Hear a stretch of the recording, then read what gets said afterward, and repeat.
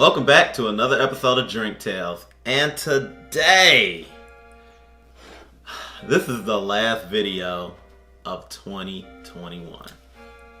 Really now? Yep. And we're going to go out with a cocktail, of course. But also, we're just going to sit here and talk. You know, have a discussion for a little bit. What are you making? We're just gonna throw something together in some champagne and hope it works. I'm gonna see if I can mix a Paloma with champagne. Ooh, okay. Maybe it'll work, maybe it won't. Stay tuned. So, I hope it's delicious. With that said and done, you know, we had a lot of good drinks over the year. And 2022 is coming into town, and I'm hoping we have a lot of good drinks in 2022 and go to new places. Yeah, I think that should be our primary goal, if anything else, just to, you know, go to new places, to more places. You know, whichever one you think fits the bill. I know this year we traveled to, and I don't know if we were able to convey it, but we traveled to a lot of different places in the U.S. this year, which includes, I know we went down to Savannah early in March, I want to say. Right. And then we traveled to Miami in May. And then we went to New Orleans in July. And then we went to Vegas in last month. Yes. Yes, we hit 4 major spots. All of them provided unique experiences. All of them provided unique opportunities to try different drinks. I think, in my opinion, the one spot we went to that I think, even though we've gone here many times before, but in particular this trip around, us going to New Orleans and meeting a lot of the different people and going into what was the name of the bar we went to? Jewel of the South. Yeah, going to Jewel of the South. I think that was one of our most unique experiences. But particularly going to Jewel of the South, having cocktails there. Also, I would say not only the different cocktails that we had there, but the dessert that they had there, the atmosphere, learning about what that bar goes throughout the year, particularly during the pandemic, was also interesting as well. I know they after we left, didn't they close for a little bit? Yeah, they did close for a while. I want to say in around August. I want to say they closed for a little bit. You know, just to give the staff vacation, but also, you know, because of COVID and stuff like that, and they wanted to get their stuff together. And then they closed again unexpectedly later on, but that was due to the hurricane that was going on at the time down there. But I did feel like Jewel of the South was one of, you know, the most eye-opening of trips that we've been on. We got to see a lot. Yes. In terms of what Chris Hanna could do. And in case if any of you don't know who Chris Hanna is, he runs the bar program at that particular establishment. He is world famous, I would say. Maybe I'm wrong about that, but he is a pretty big deal. People know him. He is known. If you run around this industry for long enough, you will hear his name. But he is known. And just seeing him go to work and tell us about how the places run, and also he gave us a list of places to visit while we were down there. A list of bars and restaurants and stuff like that to visit while we were down there. And we didn't get to go to all of them because there was just so much for us that we wanted to do while we were down there that didn't just include the going to the bars and stuff like that. When we travel, we have an entourage that varies from 3 to 7 people all at once. And it's their vacation too, so we try to go to a lot of different diverse places when we travel. And while we did go to a couple of places on the list, I still have that list, and I know this year coming up, 2022, we plan to return to New Orleans, as we always do, because it's annual for us, to not only visit more of those places, but also do Tales of the Cocktail for that year. Right. It didn't happen the way it was supposed to last year. And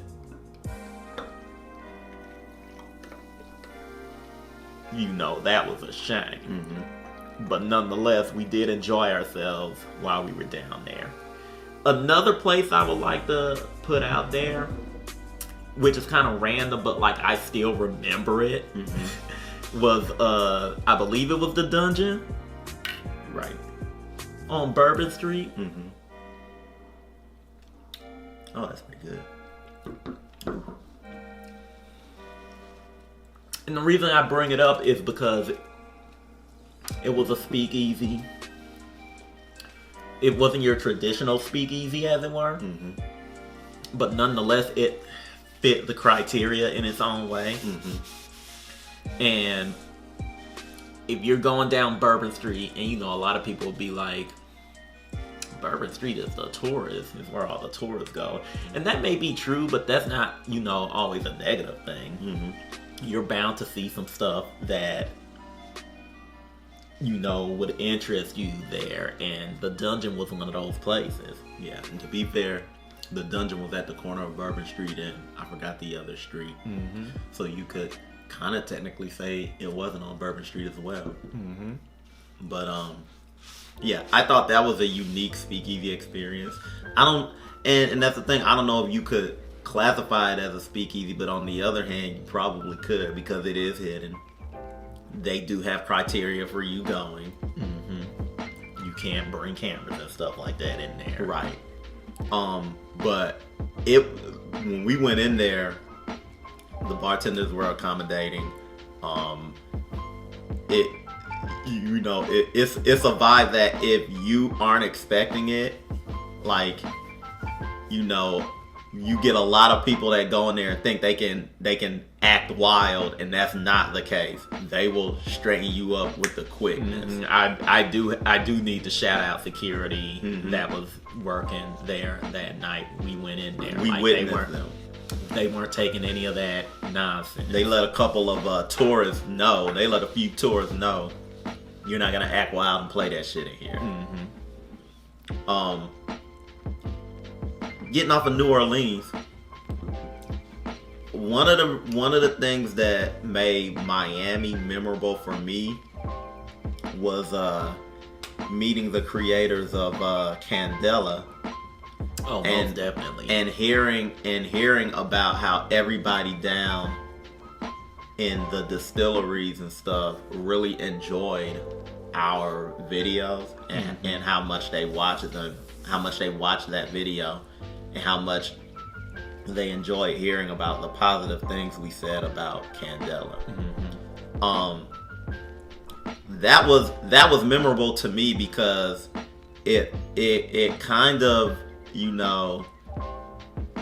it kind of gave me that feeling of awe, so to speak, because we are reaching that far down to people, and we may not have the best views on the planet, but far from it, But we know people are paying attention, right? And they reach as far as Brazil and not Brazil. I'm sorry. Why was I thinking Brazil? Because a couple of people probably watching us in Brazil. That is true. But I meant the Dominican Republic. Yeah, Dominican Republic, Sri Lanka's even watching us. Mm-hmm. Like, we're glad that we got followers in those areas. But just hearing that, getting to meet them, and hearing that, you know, they watch our video as they're making their product is pretty amazing to me. Yeah. It was also memorable for me because I had to fight to get that bottle they gave me onto the plane. Yeah. But nonetheless, it was worth the fight. It got back it got back to Georgia, you know, safe and sound. I think I was more worried about if it would survive in the plane rather than instead of being a carry-on. Yeah. But it did, and it's halfway gone now. And of course, we can't talk about our 2022 without bringing up Vegas. One of our other most unique drinking experience was going to the laundry room. Yes. Another great speakeasy. Off the strip. Off the strip. And that's another thing too. Not to turn this into a Las Vegas video, but if you're going to Las Vegas and you've never been, or you only occasionally went, while there are some neat things to find on the strip, go off the strip. Yeah. And I know that may sound difficult to say, but you know, like, you can plan your vacation. Like, we have the internet now, so you can, you know, you could literally go to YouTube and type in Las Vegas, and they'll pull up videos about Las Vegas and the places to see. But the laundry room in particular, I really loved the vibe that was in there. We had a great time talking to our host and the bartender. We had great conversations with them. In my opinion, one of the greatest things about going to different bars and drinking is talking to the people that are there also, whether they're working there or they're just other people that are there. You get interesting conversations. Think of it as the tales part in Drink Tales. Yeah. You hear stories. You get interesting conversations from people. You learn from them. You get to in the case of the laundry room, you learn how they learn their craft. You see how they operate. You know, a lot of times when you go to a regular bar, you see people making drinks or whatever, but with a speakeasy, especially one that's intimate like that, where because we sat like right at the bar, and you kind of almost get a one-on-one with the bartender. Like, you get an understanding of how they make their craft, just watching them craft art. If you like watching people when they perform music or create music, or when they paint something, or watching, I know there are you can pull up YouTube videos where like someone are like, I'm gonna draw this person in a bunch of different anime styles, stuff like that. Like I look at bartenders and mixologists in that light, because like that's a skill, that's a craft. Exactly. And I feel like it's those individuals that keep the I guess the concept of alcohol and drinking away from the frat boy drink till you throw up type deal. They keep that. They're fighting against that preconception, as it were, when it comes to alcohol. Yes, there are negatives about drinking and alcohol and liquor and stuff like that, but there are positives as well. And I feel like the more we spotlight the positives, the artistry in there, how the industry works and what they're doing and stuff like that, the history and all of that, the more we spotlight that, the more we can move away from that perception. And Savannah. I know I saved Savannah for last. When we went to Savannah, we found a nice little breakfast and brunch spot there. I was gonna mention them. They were very enjoyable. They had great food. Of course, it was in like where we stayed at was in like a college type area. Yeah, college neighborhood. And they had little mini shops and restaurants and bars on the streets there before you get into the city, where all the big stuff is going on, and then down into the strip. But that little college neighborhood and stuff like that was more intimate to me. We got to see the people and what's going on outside of the touristy area. And we got to talk to the people that own that place. Savannah is another one of our vacation spots that we like to visit annually when we go on vacations. And the fact that we found that place, now that just lets me know that's just a regular place that we can go to and rely on outside of trying to visit all the other bars and stuff like that that's there. So with that said, where does that leave us in 2022? Well, we're going back to all of those places. Of course. Because there's a lot to see. Vegas has a lot more that we want to explore. We had a list of stuff we wanted to explore. We didn't get to all of those this year. Shoot, so I think we hit a quarter of the list. Right. We got ideas for our next, because we're probably going to Vegas more than once next year. So we got ideas for like our next Vegas video. Not only that, we're gonna be hitting up some more places. We're thinking New York, we're thinking California, maybe we just don't know where in California. We're thinking maybe Los Angeles or Chicago. Yeah, we're also thinking Chicago, New York. We might even go out of the country. You never know, guys. So yeah. Be on the lookout. If you have some suggestions, let us know. Hell, this is really presumptuous for me to say, but if you can get us to these places, I will accept it, and I will shout you out to the wind. Exactly. I will make statues in your honor. Exactly. If you we always say on our videos, let us know where some of the hottest places in your area is so that we can go, whether it be distillery, food and drink. We talk a lot about alcohol, but you all know we dig into food too. And I'll say this too.